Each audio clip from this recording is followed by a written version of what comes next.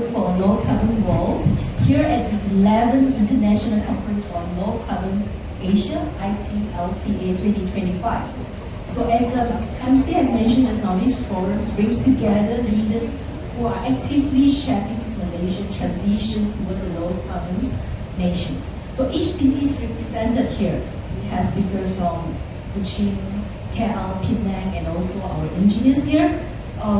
They have a different way in tackling the dimension of that transformations, from mobility to industrial competitiveness, urban resilience, and also emerging technology deployment. Together, they form a real picture of where Malaysia is heading. So with us today, we have Dato' Haji Hilmi, Mayor of Kuching North.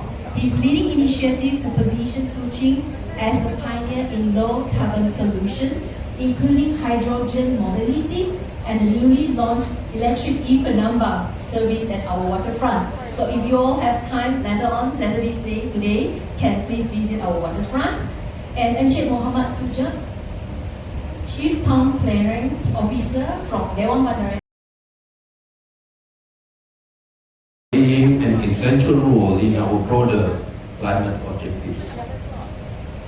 Before dividing into the specifics, allow me to introduce my organization, Kuching North City Hall, also known as Dewan Bandaraya Kuching Utara, or usually called DBKU. Like many other government agencies, the DBKU operates with a clear vision and mission that guide our efforts and strategies.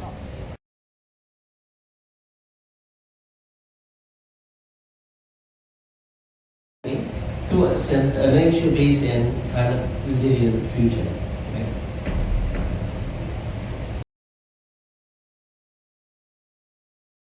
The roads come and then they can develop, it's more easier. But we have to manage the city also. So the interconnected green-blue network linking parks, rivers and forests, we try to connect it. Examples in Bukit Nanas, Bukit Kiara and Taman Tugu are all together connected. And gardens and tree canopies, mitigating the urban heat island effect.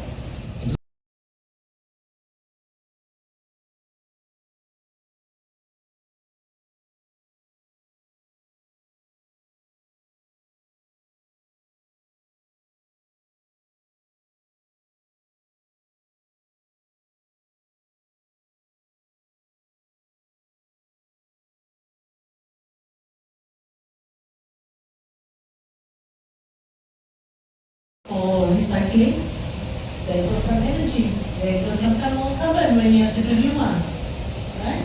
Just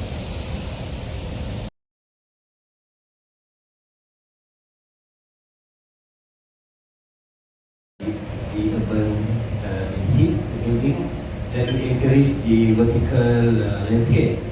But there's also, I mean, you can see in Kuala Lumpur City Centre, there's a lot of buildings, actually the iconic buildings.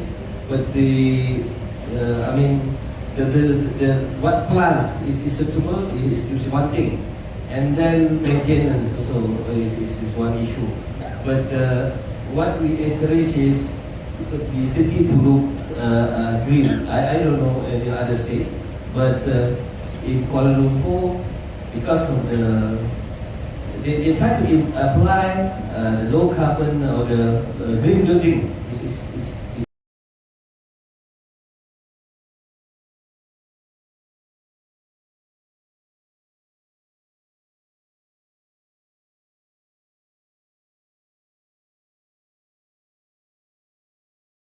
To action. I think this is where, when we talk about action, we have mitigation and adaptation. Mitigation is the part where we reduce carbon, and adaptation is the part where we reduce the impact. To do science to action, the very important part of it is actually we need community. We must be buy-in from the community. So focus group discussion is our main component in our planning. Secondly, how do we mainstream later part after we have the action? How do we mainstream into statutory plan? The statutory plan in this case is a master plan, or in the case of Malaysian context, We are talking about local planning or structural planning.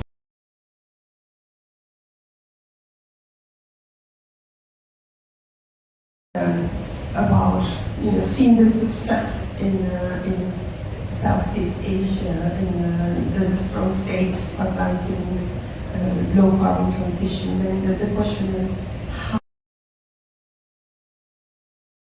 we had ambitions and inclusiveness as part of the goals, and trying to make Europe a credible leader and advocate for increased ambition globally.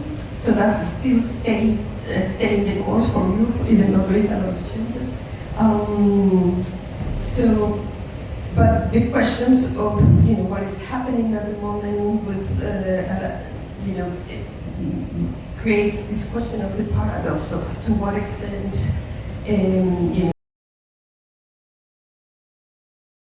are needed using the existing and retrofitted public transport systems such as metro as a mobility service concept. Some case studies are presented to see how to design or retrofit public metro system based on the smart car data I present, and then how to it's very difficult, but we have to deliver it.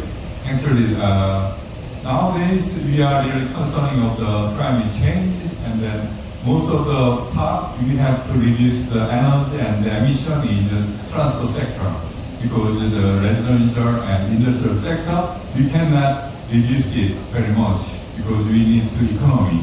But maybe transport, maybe we making it more the healthier or natural way. So that is why the Professor Moreno in the University of Paris suggests the 15-minute city, and many cities following such a principle.